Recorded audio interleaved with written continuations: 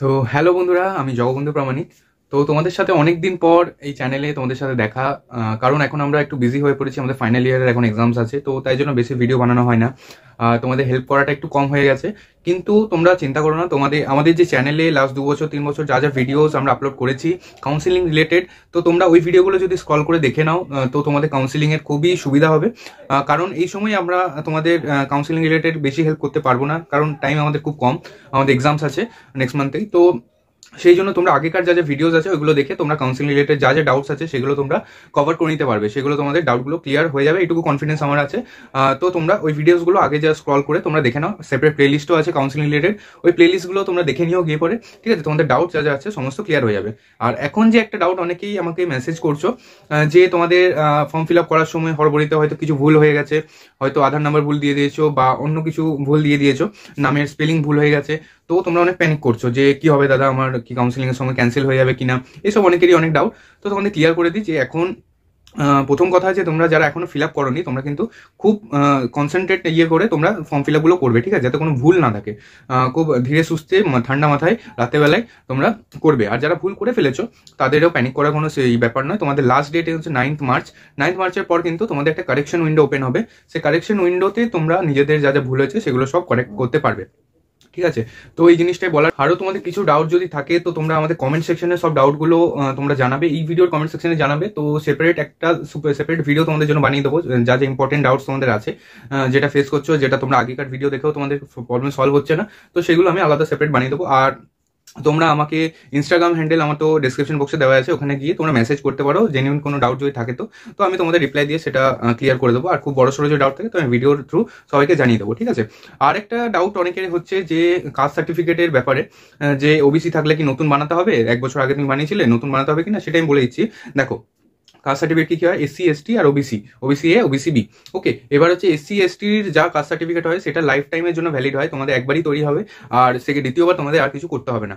এবার প্রবলেমটা আসে হচ্ছে ওবিসিদের ক্ষেত্রে। ওবিসি এ ওবিসি বিতে তোমাদের হয় একটা ক্রিমিলিয়ার, একটা নন ক্রিমিলিয়ার। তোমাদের যদি ইনকাম বেশি থাকে বাবার, তাহলে সেটা ক্রিমিলিয়ারে চলে যায়, সেটা রিজার্ভেশন হয় না।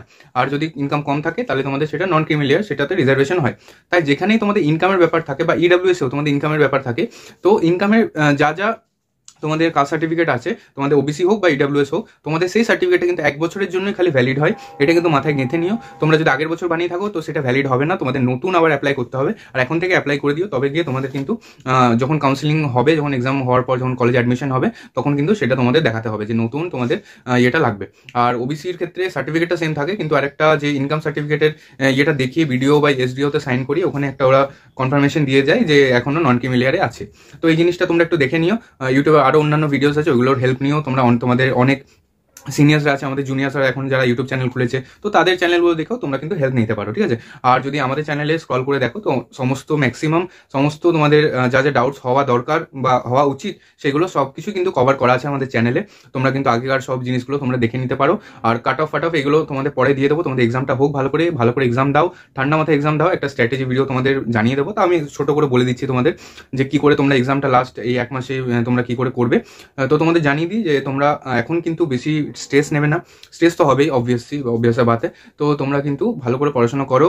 আর বায়োলজিতে খালি এনসিআরটিটাই বারবার রিভাইজ করে করে, মানে একদিনে পুরো একটা বায়োলজির 11-এর বায়োলজি একদিনে তোমরা কভার করার চেষ্টা করো। সেকেন্ড দিন তোমরা বায়োলজি 11-12-এর বায়োলজিটা কভার করার চেষ্টা করো। এমনি করে কিন্তু ফার্স্ট রিভিশন তোমাদের প্র্যাকটিস করতে হবে। আর ফিজিক্স কেমিস্ট্রির ফর্মুলা তোমরা ভালো করে মুখস্থ করো। কেমিস্ট্রির ইনঅর্গানিকটা ভালো করে এনসিআরটি বা তোমাদের যা নোটস আছে তোমাদের কোচিংয়ের, সেই নোটস থেকে রিভাইজ করো।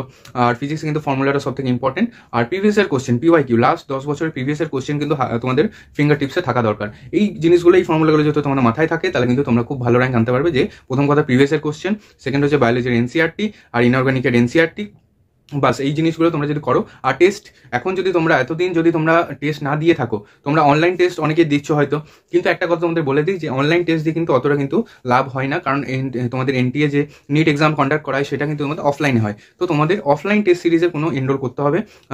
তোমরা যেখানেই থাকো না কেন সেখানে হয়তো কোনো অফলাইন কোচিংয়ে তোমাদের সেন্টার্স থাকে। যেমন আমাদের এখানে দুর্গাপুরে অ্যালেনের অনেক সেন্টার্স আছে যেখানে অফলাইন খালি টেস্টটা করানো হয়। আর অনেক দূর থেকে সব বাচ্চারা আসে, সেটা ওখানে গিয়ে সেন্টারে গিয়ে এলএনএট খালি টেস্ট সিরিজটা জয়েন করে। তো এটাই তোমাদের বলবো যে কোনো অফলাইন যদি টেস্ট সিরিজ তোমরা দিতে পারছো, কোনো কোচিং যদি অ্যাভেল করাচ্ছে তোমার নিয়ার বাই, তো সেগুলো কিন্তু ভালো করে এখন থেকে দাও। আর ভালো করে প্র্যাকটিস করো, আর প্রিভিয়াস ইয়ার কোশ্চেনগুলো ভালো করে তোমরা মুখস্থ করে নাও আর প্র্যাকটিস করো, ঠিক আছে? এটুকু জানানোর ছিল। আর তোমাদের যদি আরও ডাউট থাকে তো জগবন্ধু দা, দিব্যতি দা তোমাদের সাথে আছে, তোমরা কিন্তু কমেন্ট সেকশনে জানিয়ে দিও, আর কমেন্টে আমি রিপ্লাই দিয়ে দেবো, বা ইনস্টাগ্রামে তোমরা ফলো করে তোমরা মেসেজগুলো জানিয়ে দেবে, তাহলে কিন্তু আমি ইনস্ট্যান্টলি তোমাদের রিপ্লাই দিতে পারবো। তো এটাই ছিল বলার। আর আশা করি তোমাদের প্রিপারেশন খুব ভালো হচ্ছে, আর সবাইকে অল দ্য বেস্ট, সবাই ভালো করে পরীক্ষা দাও। আরও ডাউট থাকলে আমি নিশ্চয়ই তোমাদের ভিডিও বানাবো, চিন্তা করবে না, ভালো করে পড়াশোনা করতে থাকো, ঠিক আছে? আর এক্সামের পর কিন্তু আমরা ফুল ফ্লেজেস ভাবে তোমাদের জন্য ভিডিও বানাবো, যে কাট অফ কি হবে, কাউন্সিলিং কি করতে হবে, আর অনেক কিছু নতুন নতুন জিনিস আসবে চ্যানেলে।